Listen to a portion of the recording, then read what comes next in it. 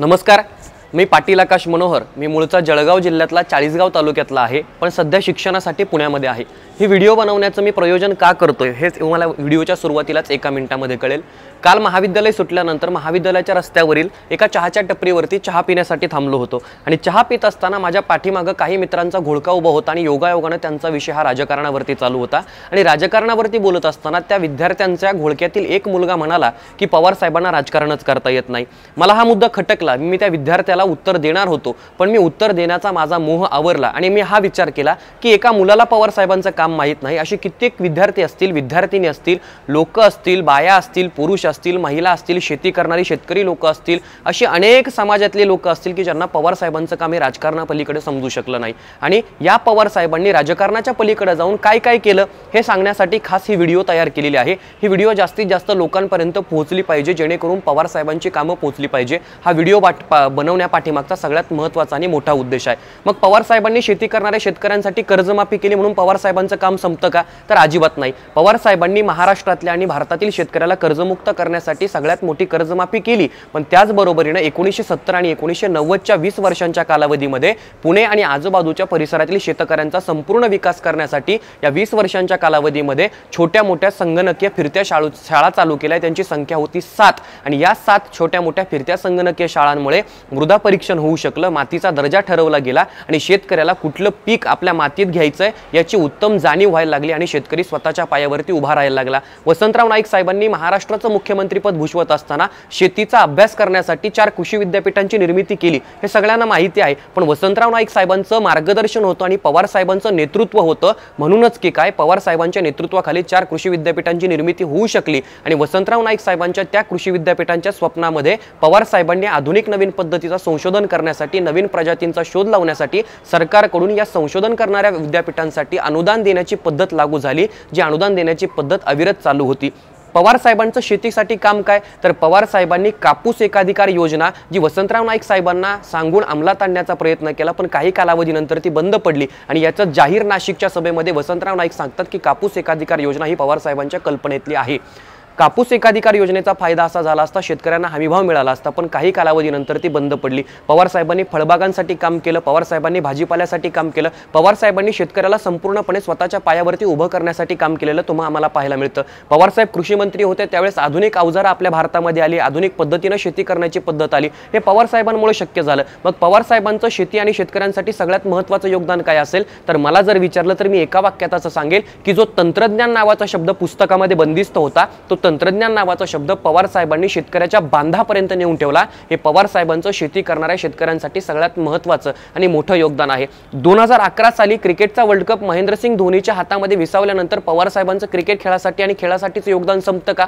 तर नाही। पवार साहेबांनी 2011चा वर्ल्ड कप महेंद्रसिंग धोनीच्या हातात दिला म्हणून पवार साहेबांचं काम संपणार नाही। पवार साहेबांनी खेळासाठी काय काय योगदान दिलं? आज ज्यावेळेस मी गावाकडे जातो आणि गावाकडे गेल्यानंतर क्रिकेट खेळणाऱ्या मुलांना क्रिकेट सोडून कबड्डीच्या मैदानावरती ज्यावेळेस पाहतो आणि स्वतः पायाला जखमा झाल्यानंतर मी त्यांना विचारतो का रे बाबा का कबड्डी खेळताय? त्यावेळेस ती मुलं सांगतात की दादा आम्हाला प्रो कबड्डी लीग मध्ये खेळायचे।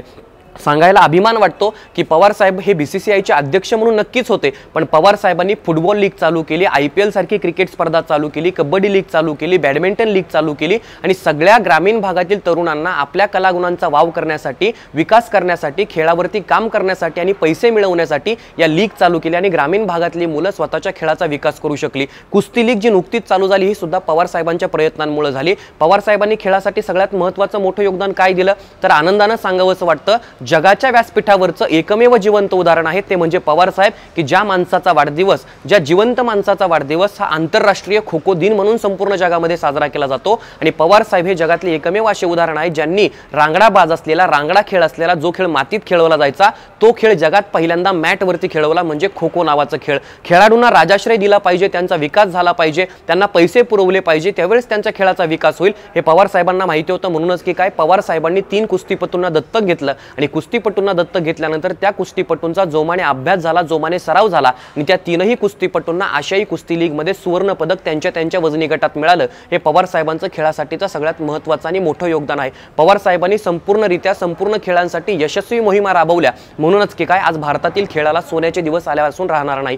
पवार साहेबांचं खेळासाठीचं काम, पवार साहेबांचं शेतकऱ्यांसाठीचं काम आणि पवार साहेबांचं महिलांसाठीचं काम। आज आपण म्हणतो की माझी आई सरपंच झाली, माझी ताई सरपंच झाली, माझी काकू सरपंच झाली, माझी मावशी सरपंच झाली, पण हे सगळं सरपंच होण्यापाठीमागचं आणि गवगवा पाठीमागचं कारण सगळ्यात महत्त्वाचं काय आहे? विरोध पत्करून पवार साहेबांनी महिलांना स्थानिक स्वराज्य संस्थांमध्ये 50% आणि 33% आरक्षण दिलं। म्हणूनच की काय पवार साहेबांच्या त्या प्रयत्नामुळे आणि त्या निर्णयामुळे आज आपल्या ताई, आपली आई आणि आपली मावशी ही गावच्या सरपंच पदाची म्हणजेच गावाच्या प्रथम नागरिकाची भूमिका पार पाडू शकली। हे पवार साहेबांचं महिलांसाठीचं सगळ्यात महत्त्वाचं आणि मोठं योगदान आहे। पवार साहेब संरक्षण मंत्री होते त्यावेळेस पवार साहेब हे सियाचीन सारख्या ठिकाणी सैनिकांना भेट देणार अशी सगळीकडे चर्चा व्हायला लागली। त्यावेळेस सगळ्यांनी विरोध केला की साहेब तुमची तब्येत बिघडेल, तुम्ही जाऊ नका। सियाचीन या ठिकाणी -°C तापमान असतं, अशा ठिकाणी जर आपण गेला तर आपली प्रकृती बिघडेल अशी विरोध असताना सुद्धा पवार साहेबांनी संरक्षण मंत्री पदाची भूमिका जबाबदारीपूर्वक पार पाडत असताना सियाचीन सारख्या ठिकाणी सैनिकांना भेट देण्यासाठी घेतले, त्यांची विचारपूस केली आणि आत्मबळ निर्माण केलं। हे पवार साहेबांचं संरक्षण मंत्री असतानाचं सगळ्यात मोठं काम आहे। पवार साहेब जेव्हा संरक्षण मंत्री होते त्यावेळेस अग्नि 1, अग्नि 2 आणि आकाश यासारख्या क्षेपणास्त्रांची निर्मिती झाली आणि याची कबुली स्वतः डॉक्टर APJ अब्दुल कलाम पवार साहेबांना लिहिलेल्या पत्रामध्ये देतात की पवार साहेब तुम्ही संरक्षण मंत्री होते म्हणूनच की काय कदाचित मला जे पाहिजे होतं ते तुम्ही मला योग्य वेळी दिलं, म्हणून मी आणि माझे सहकारी अग्नि 1, अग्नि 2 आणि आकाश यासारखे क्षेपणास्त्र तयार करू शकलो आणि भारत क्षेपणास्त्रांच्या बाबतीमध्ये स्वयंपूर्ण झाला। हे पवार साहेबांचं संरक्षण क्षेत्रासाठी सगळ्यात महत्त्वाचं मोठं योगदान आहे, हे तुम्हाला आम्हाला विसरून चालणार नाही। पवार साहेबांनी पोलिसांसाठी काय काम केलं? दादा कोंडकेच्या चित्रपटांमध्ये आपल्याला हाफ पॅन्ट वरती पोलिसाची भूमिका करताना दिसत होतो, तो हाफ पॅन्ट मधला पोलीस फुल पॅन्ट मध्ये आणण्याचं काम पवार साहेबांनी केलेलं आहे। पोलिसांना सन्मानानं वागणूक पवार साहेबांनी दिलेली आहे, हे तुम्हाला आम्हाला विसरून चालणार नाही। कर्नल महाडिक शहीद झाल्यानंतर त्यांच्या संपूर्ण कुटुंबाची जबाबदारी पवार साहेबांनी स्वीकारली। शहीदांच्या सन्मानार्थ पवार साहेबांनी अनेक मोहिमा दत्तक घेण्याच्या राबवल्या। विद्या प्रतिष्ठान सारख्या बारामतीच्या कॉलेजमध्ये अनेक शहीदांची मुलं आजही शिकतात आहेत, हे पवार साहेबांचं काम आहे। एकदा काय झालं, आमिर खानची बायको किरण राव आपल्या भारतामध्ये असुरक्षित वाटतं म्हणून देश सोडून जाणार अशी सगळीकडे चर्चा होती आणि एका पत्रकाराने पवार साहेबांना प्रश्न विचारला की आमिर खानची बायको देश सोडून जाणार यावरती तुमचं म्हणणं काय? त्यावेळेस पवार साहेब त्या पत्रकाराच्या प्रश्नाला उत्तर देतात की आमिर खानची बायको देश सोडून जाणार की काय याबद्दल माझं काही म्हणणं नाही, तो तिचा वैयक्तिक प्रश्न आहे, पण या देशाच्या रक्षणासाठी 26/11च्या हल्ल्यामध्ये स्वतःच्या देशाचं रक्षण करण्यासाठी कितीतरी सैनिकांनी स्वतःचा देह गमावलेला आहे। मला देशाच्या रक्षणासाठी देह गमावलेल्या त्या सैनिकांच्या कुटुंबाची जबाबदारी सगळ्यात महत्त्वाची वाटते आणि त्यावरती मला काम करू द्या असं म्हणून पवार साहेब मोकळे होऊन जातात। पवार साहेबांनी पोलिसांसाठी काम केलं, सैनिकांसाठी काम केलं, संरक्षण मंत्री असताना देशाचा विकासाचं काम केला, ही सगळी पवार साहेबांची काम आहेत। पवार साहेबांनी शिक्षण क्षेत्रासाठी काय काम केलं? ज्यावेळेस पवार साहेब रयत शिक्षण संस्थेचे अध्यक्ष होते त्यावेळेस पवार साहेबांनी रयत शिक्षण संस्थेतून सगळ्यात जास्त वैज्ञानिक तयार व्हायला पाहिजे, जास्तीत जास्त विद्यार्थ्यांनी वैज्ञानिक दृष्टिकोन डोळ्यासमोर ठेवायला पाहिजे, यासाठी रयत विज्ञान परिषदेची स्थापना केली। हे पवार साहेबांचं शैक्षणिक क्षेत्रासाठी सगळ्यात महत्त्वाचं योगदान आहे। एक काळ असा होता की काही मुलांना शिकायचं होतं आणि काही मुलांना नोकरी करायची होती, काही मुलांना शिकायचं होतं आणि काही मुलांना नोकरी करायची होती, पण दोन्ही गोष्टी जमत नव्हत्या। घरची परिस्थिती बेताची असल्यामुळे एकतर शिक्षण करावं लागायचं किंवा एकतर नोकरी करावी लागायची। त्यावेळेस पवार साहेबांना ही गोष्ट कळली आणि पवार साहेबांनी शिक्षण सुद्धा करता यायला पाहिजे आणि नोकरी सुद्धा करता यायला पाहिजे म्हणून दूरगामी विचार करून यशवंतराव चव्हाण मुक्त विद्यापीठाची स्थापना केली आणि यशवंतराव चव्हाण मुक्त विद्यापीठाची स्थापना झाल्यानंतर मुलांना शिक्षण सुद्धा करता आलं आणि नोकरी सुद्धा करता आली। पवार साहेबांनी पवार चॅरिटेबल ट्रस्टच्या माध्यमातून ज्या मुलांची शिक्षणाची परिस्थिती नाही अशा मुलांना दत्तक घेतलं आणि विदेशामध्ये शिक्षण घेण्यासाठी पाठवलं। कोपर्डी गावातल्या 3 मुली आज पेन्सिल्व्हेनिया या ठिकाणी वैद्यकीय शिक्षण क्षेत्राचा अभ्यास घेत आहेत, ते पवार चॅरिटेबल ट्रस्टच्या माध्यमातूनच घेतात आहेत। वारकरी संप्रदायाचं ऊर्जा केंद्र आणि महाराष्ट्राचं ऊर्जा केंद्र म्हणून देहू आणि आळंदीकडे पाहिलं जातं। पवार साहेबांनी संतांचा स्वतंत्ररित्या अभ्यास करण्यासाठी आणि संतांचा स्वतंत्ररित्या विचार करण्यासाठी स्वतंत्र संतपीठाची मागणी केलेला राजकीय पहिला नेता म्हणून पवार साहेबांकडे पाहिलं पाहिजे। पवार साहेबांनी शिक्षण क्षेत्रासाठी आधुनिकरित्या काय काय कामं केली हे सांगायला भरपूर वेळ आहे, पण पवार साहेबांचं शैक्षणिक क्षेत्रातला आमूलाग्र कार्यक्रम म्हणजे काय? पवार साहेबांनी स्वतःचा विचार न करता सर्वसामान्य गोरगरिबांच्या दारापर्यंत शिक्षण गंगा पोहोचली पाहिजे, हे पवार साहेबांचं शिक्षणासाठी सगळ्यात महत्त्वाचं काम आहे। लातूरचा किल्लारीचा भूकंप झाला आणि किल्लारीचा भूकंप झाल्यानंतर भूकंपग्रस्त पाहणी करण्यासाठी पवार साहेब तिथं पोहोचले आणि तिथं स्टळ ठोकला आणि संपूर्ण लातूरच्या किल्लारी भूकंपाची जबाबदारी व्यवस्थितरित्या हाताळली आणि या धर्तीवरती ज्यावेळेस गुजरातमध्ये भूकंप झाला आणि गुजरातमध्ये भूकंप झाल्यानंतर त्या भूकंपग्रस्त ठिकाणाची पाहणी करण्यासाठी पवारसाहेब गेले आणि पाहणी केल्यानंतर त्यांना विदारक दृश्य पाहायला मिळालं। त्यांनी स्वतः अटलजींना फोन लावला, तत्कालीन पंतप्रधान अटलजींना फोन लावल्यानंतर अटलजींकडे भूकंपाची जबाबदारी मागितली की तिथली जबाबदारी माझ्यावरती सोपवा, मी ती व्यवस्थितरित्या पार पाडतो। अटलजींनी जबाबदारी सोपवली आणि जबाबदारी संपूर्णरित्या व्यवस्थितरित्या पार पाडल्यानंतर अटलजी स्वतः एका जाहीर भाषणामध्ये सांगतात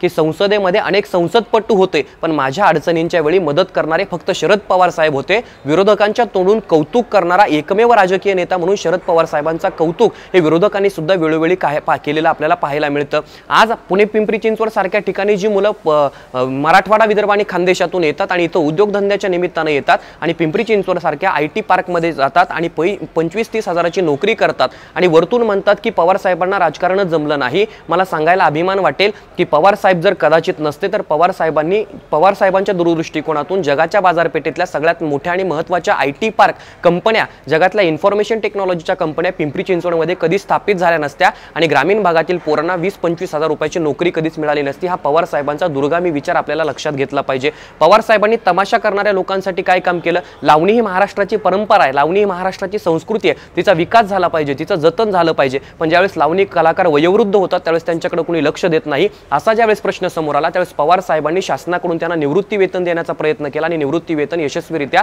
लावणी कलाकारांपर्यंत पोहोचला आणि लावणी कलाकार सर्वसामान्यरित्या यशस्वीरित्या सन्मानपूर्वक जगू शकले। हे पवार साहेबांचं लावणी कलाकारांसाठीचं योगदान आहे। पवार साहेबांनी भरपूर कामं केली। पवार साहेबांनी महाराष्ट्राच्या मातीतल्या सर्वसामान्य लोकांपासून राजकीय नेत्यांपर्यंत अनेक भूमिका पार पाडल्या। पवार साहेब हे जगातलं एकमेव असं उदाहरण आहे की सलग 50 वर्ष एकही निवडणूक न हरता हा माणूस निवडून आला। लोकप्रतिनिधी म्हणून या माणसाला लोकांनी निवडून दिलं। पण पवार साहेबांना ज्यावेळेस राजकीय दृष्ट्या म्हणून अनेक मंडळी गवगवतात, आज अशी परिस्थिती झालेली आहे की अनेक लोक येतात आणि पवार साहेबांबद्दल चुकीचं सांगतात आणि आमची तरुण मंडळी पवार साहेबांना चुकीचं ठरवतात। तुम्ही व्यक्तिपूजा करू नका, तुम्ही विचार पूजा करा। आणि खरोखर पवार साहेबांना राजकारण जमलं नाही, कारण पवार साहेबांनी काळाच्या प्रत्येक टप्प्यावरती 100% समाजकारण केलं। जर पवार साहेबांना 1% जरी राजकारण करता आलं असतं तर पवार साहेब हे पंतप्रधान पदाच्या खुर्चीवरती बसलेले आपल्याला केव्हाच पाहायला मिळाले असते। किंबहुना पवार साहेबांनी अनेक भूमिका सुद्धा पार पाडल्या असत्या। म्हणून पवार साहेबांना राजकारण करता आलं नाही, कारण पवार साहेबांनी समाजकारण केलं। कारण समाजकार्याची मंगलमय व्रताची आराधना ज्या माणसाच्या हातात असते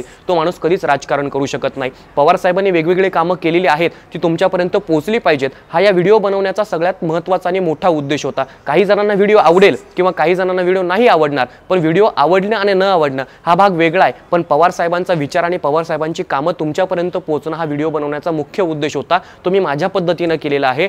तुम्हाला व्हिडिओ आवडेल नाही आवडेल हा तुमचा वैयक्तिक प्रश्न आहे, पण ज्यांना व्हिडिओ आवडेल त्यांनी माझ्यापर्यंत तुमच्या प्रतिक्रिया पोहोचवा, ज्यांना नाही आवडेल त्यांच्याही प्रतिक्रिया पोहोचवा। मी आपल्या प्रतिक्रियेची वाट पाहतो आहे। शेवटी पवार साहेबांच्या संदर्भानं 2च ओळी इतक्या बोलतो की लाभल्या खडकातही तुम्ही पिंपळाचे झाड झालात, रोवणी हे पाय खाली पत्थरा फोडून आलात, दाबणारे कैक होते दगडधोंडे नित्यमाथी, शोधून त्यातील काही तुम्ही गगनवेडे वृक्ष झालात, शोधून त्यातील काही तुम्ही गगनवेडे वृक्ष झालात। मनपूर्वक धन्यवाद।